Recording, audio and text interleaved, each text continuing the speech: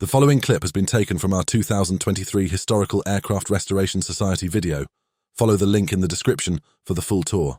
We recently had the opportunity to visit the Historical Aircraft Restoration Society, better known as HARS, in New South Wales, just south of Sydney. There were actually two locations, and we will take you through the second one in a future video. Ian Badham was our guide for the day, and we started the tour outside on the tarmac to look at their P-3 Orion. I'm Ian Badham, one of 800 volunteers at HARS Aviation Museum, which is operated by the Historical Aircraft Restoration Society. We're based at Shellharbour Airport between Sydney and Kiama and been operating a bit over 40 years. We have a collection of some 60 aircraft, of which about a third are airworthy.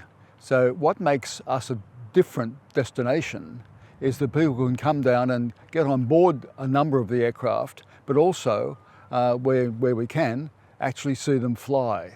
And so we're a flying aviation museum as well as a static exhibition.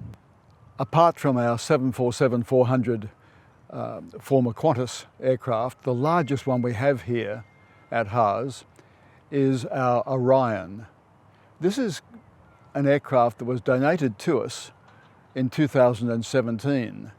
And currently the RAAF have two of them still operating.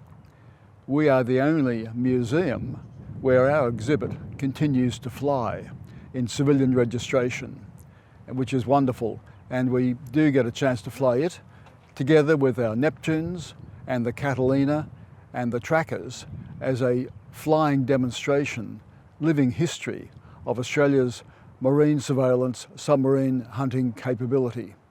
So the Orion was the military version of the Electra, which back in its day actually had the same block time, Sydney-Melbourne, as the jets.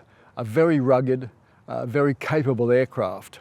And as one of the former pilots of these used to say to me, here he was as a young pilot flying the Orion, and particularly this one as well, 403 knots, 300 metres above the ocean, 60-degree bank, and us taxpayers paid for him to do that. So this particular Orion was donated to HARS in 2017 after flying some 16,000 hours. 350 of those hours were actually searching in the Indian Ocean for the missing Malaysian 370, MH370. And that's again part of the history. Every aircraft that we have here at HARS has a history, has a capability, has a personality, has a reason for being here. And we love people when they drive here, come by train to the station just opposite us, or simply fly in to get involved, to step on board history where they can, to touch and feel, as well as hearing the stories from our tour guides of the working life of these aircraft. So down the working end of the Orion, we have the extra long antenna in the tail. That's the MAD, or Magnetic Anomaly Detection System, which basically allows the operators on board to search for any metal that may be in the ocean.